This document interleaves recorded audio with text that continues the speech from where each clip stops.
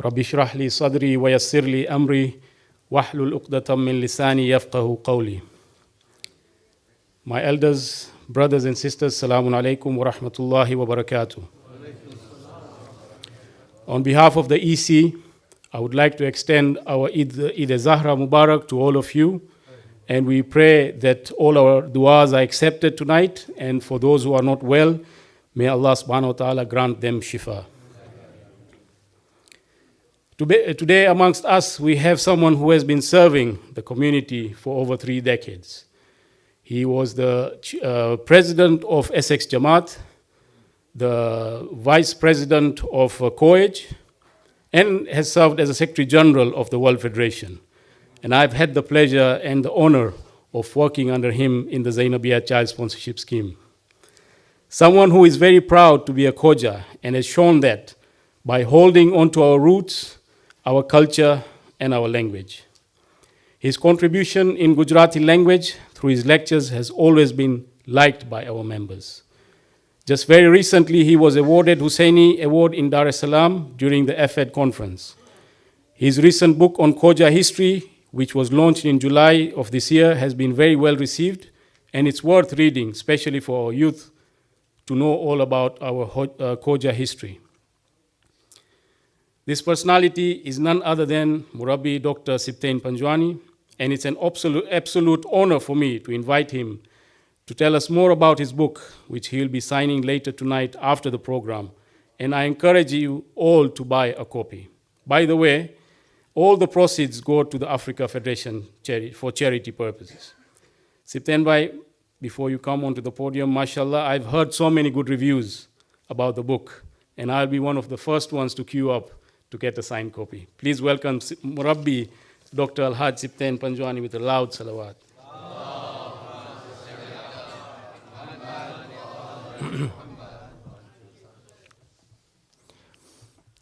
أعوذ بالله من الشيطان اللعين الرجيم بسم الله الرحمن الرحيم ولا حول ولا قوة إلا بالله العلي العظيم.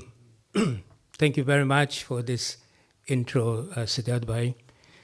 And I am thankful to Hujjat, particularly yourself and Sibtain Bhai and your colleagues, and particularly the media team and the marketing team for arranging this event of the launch of the book titled Khoja Shia Ithna-Asheries of East Africa, 1860 to 1960, Their Quest for Socio-Religious Identity. Now it is fitting that I should also thank you all, because had you been not existing, then I would not have written this book.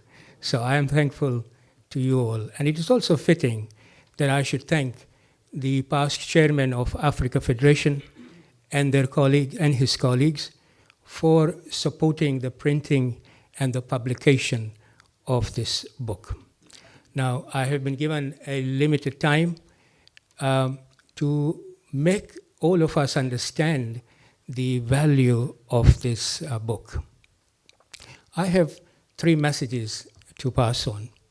The first message is this, that it took me many years to collect data and then make a narrative. Now, one of the problems that we have, or at least I had, is that our evolution as a community had lots of dimensions.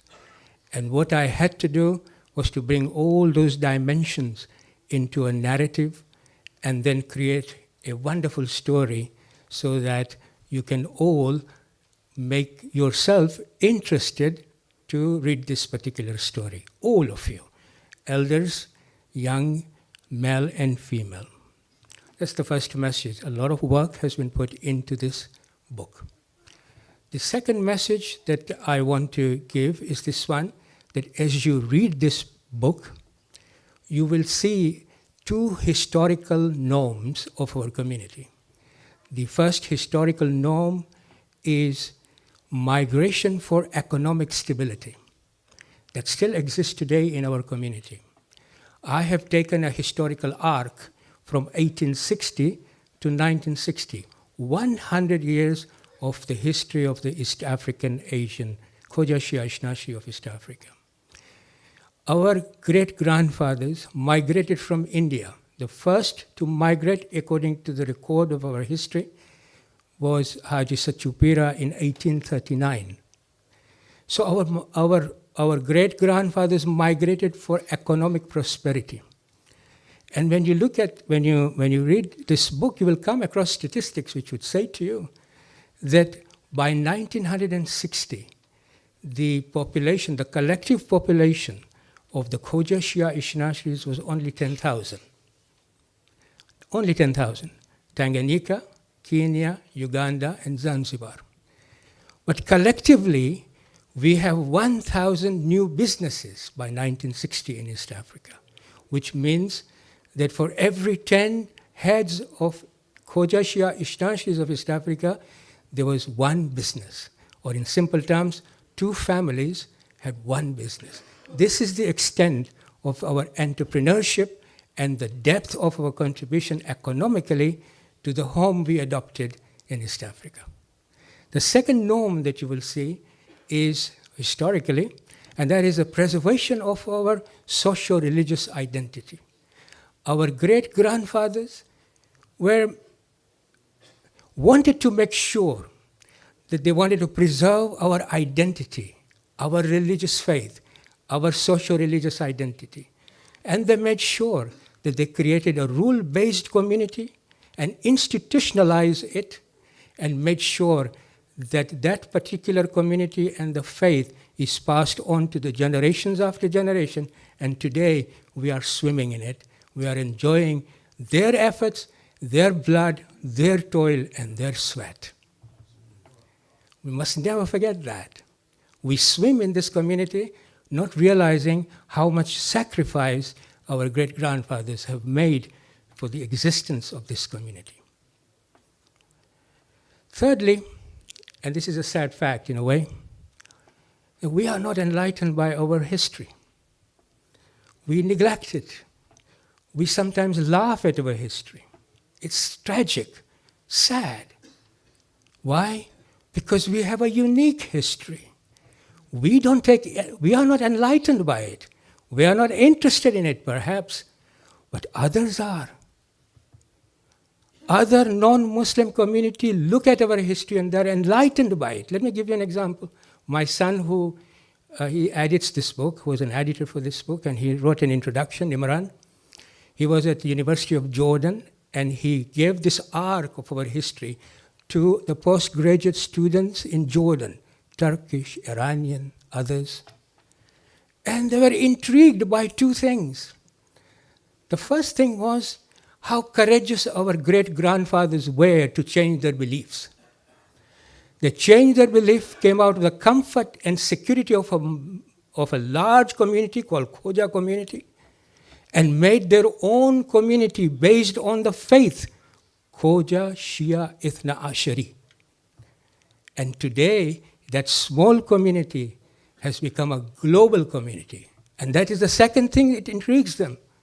That for a small community who are about, 120,000, maybe 90,000? Some say 150,000. We don't have a proper statistics either. They are intrigued and marveled at the idea that a small community today is a global community. Not only that, marvel at the idea that they are building mosques and sacred places and doing humanitarian work. How come? Without an army, without a country, without oil wells, a small community can do so much. So they're looking at the model of this community. We are not enlightened. They are enlightened. We should take interest in our community's history and heritage. We are a unique community. We have a unique history. We are a resilient community. We are an adaptable community. We are searching for truth in Islam all the time. We are a community based on faith. And we are not a Khoja community. We are a Khoja Shia Ithna-Asheri community. Remember that. Now, this is only a part 1 of the book from 1860 to 1960. I have writing a part 2 from 1960 to 2022. Now, why am I writing this 1960 to 2022? It's because we are now a global community. As we became a global community, we started to cross boundaries. We started to cross ethical boundaries. We started to cross cultural boundaries. We started to cross religious boundaries. And as we crossed these boundaries and became a global community, our issues and challenges became unique. One of the challenges that we are facing is this one. Do we still want to be a thick-walled community so that we remain insular all the time in a global community? Or should we become a thin community, lose our socio-religious identity? What is our position? And if we want to retain our socio-religious identity, then we better become passionate about our heritage and our history and our community. So that is what I'm writing about, and inshallah, if you all pray for it, it will be ready in a couple of years' time. But read this book. It's an important book. It's about our heritage. It's about our community. It is a story about you. It is a story about your grandparents. It is a story about your great-grandparents. It is a story about your community. And I'm hoping that the Jamaat will organize a table and some books so that you can all... This is a valuable investment. You're not going to lose your money. In fact, it's such a valuable investment, you should have a book in your house so you can pass this book to your children and children after that. Wassalamu alaikum wa rahmatullahi wa barakatuh.